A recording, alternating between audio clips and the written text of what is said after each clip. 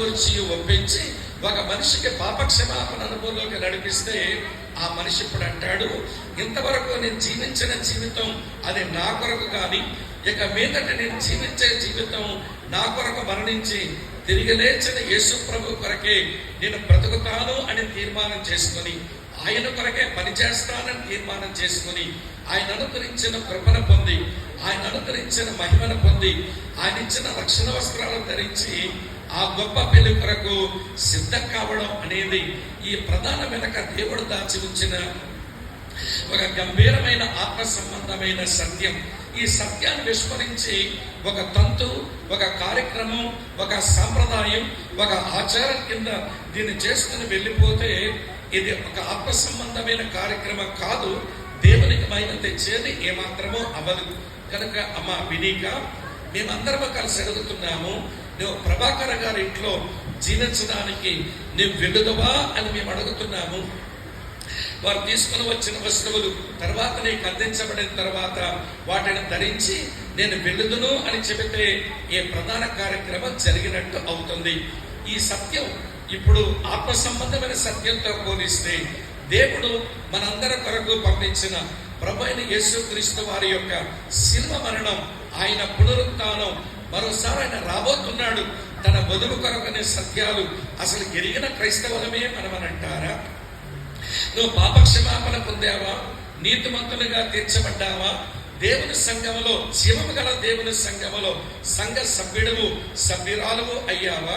పరిశుద్ధాత్మ దేవుడు నీకు అందించిన ఆ తీర్మానాలు, తీసుకుని వచ్చిన తీర్మానాలు కలిగి ఉండి ఆయన అందించిన దేవుని కృపను, ఆయన అందించిన దేవుని మహిమను, ఆయన అందించిన రక్షణను అది కలిగిన వారమై మనం బ్రతికితే ఒక గొప్ప పెళ్లి కొరకు మనం సిద్ధపడుతున్న వ్యక్తులు అవుతాము. అట్టి కృప దేవుడు మనందరికీ అనుగ్రహించును కాక.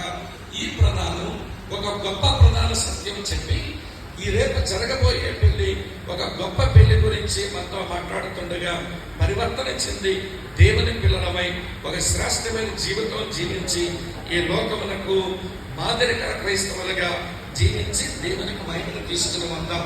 కనుక రేపు జరగబోయే డాక్టర్ ప్రభాకర్ గారు అలాగే డాక్టర్ వినీక వారి యొక్క వైవాహిక కార్యక్రమంలో వారు చక్కగా వారు సమైక్యపరచబడి ఒక మంచి భవిష్యత్తును అందుకున్నట్లుగా ఇక్కడికి వచ్చిన ప్రతి వారం ప్రార్థిద్దాం.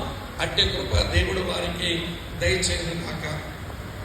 ఈ ప్రధాన వస్తువులు తీసుకున్న తర్వాత వినీక, నువ్వు బతకవలసింది మీ అమ్మ నాన్నల కొరకు, మీ సొంత కొరకు కాదు. నువ్వు కష్టపడి పని చేయవలసింది మీ అమ్మ నాన్నల కొరకు కాదు, ఆ ప్రభాకర్ గారి ఇంటి కొరకు కష్టపడి పని చేయాలి. అది వాక్యానుసారమైన క్రమం. ఇంకా మా అమ్మ మా నాన్న అని చెప్పి నువ్వైనా, లేక మా కూతురు అని చెప్పి మీ తల్లిదండ్రులైనా అలా వెనకబడితే అది సరైన క్రైస్తవ వివాహం కాదు, అది సరైన క్రైస్తవ ప్రధాన పద్ధతి కూడా కాదు.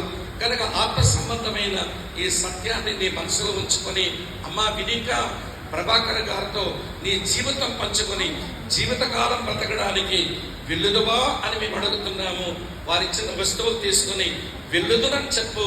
మాకిదెంతో సంతోషం. రేపు జరిగే కళ్యాణం కొరకు మీరు సిద్ధం కండి. దేవుడు శారీరకంగా, మానసికంగా, ఆధ్యాత్మికంగా సిద్ధపరిచి ఘనంగా రేపటి రోజున మీ వివాహాన్ని జరిగించి ఆయన మాత్రమే మహిమ పొందుగాక. కొంచెం ఆమె చెప్తారా? నేను చెప్పింది అర్థమైందో వ్యర్థమైందో ఏమో మరి వినీక ప్రభాకర్ గారే ఆలోచించుకోవాలి.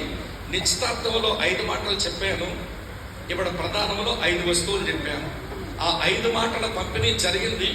ఇప్పుడు 5 వస్తువుల పంపిణీ మీ మధ్య జరిగితే ప్రధానమైపోతే రేపు వివాహం. దీని అన్నిటి వెనకాల దేవుడున్నాడు, మా ప్రభువైన యేసుక్రీస్తున్నాడు అని గ్రహింపగలిగి బ్రతికితే అది మీకు ఎంతో దీవెనకరం. అంటే కృప ఈ 20 యవనస్తులకు దయచేయాలని చిన్న ప్రార్థన చేసి అధ్యక్షుల వారికి మైక్ అప్పగిస్తాను. పరమ తండ్రి, నువ్వెంతైనా నమ్మదగిన వాడు, మంచివాడు. 2 యవన బిడ్డలను ఒక కుటుంబంగా చేయాలని ఆశించి 2 కుటుంబాల తల్లిదండ్రులను, ఇరువైపున ఉన్న దేవుని సేవకులను, మరి ఆత్మీయులను, బంధువులను, శ్రేయోభిలాషను ఈ స్థలములకు తీసుకుని వచ్చారు.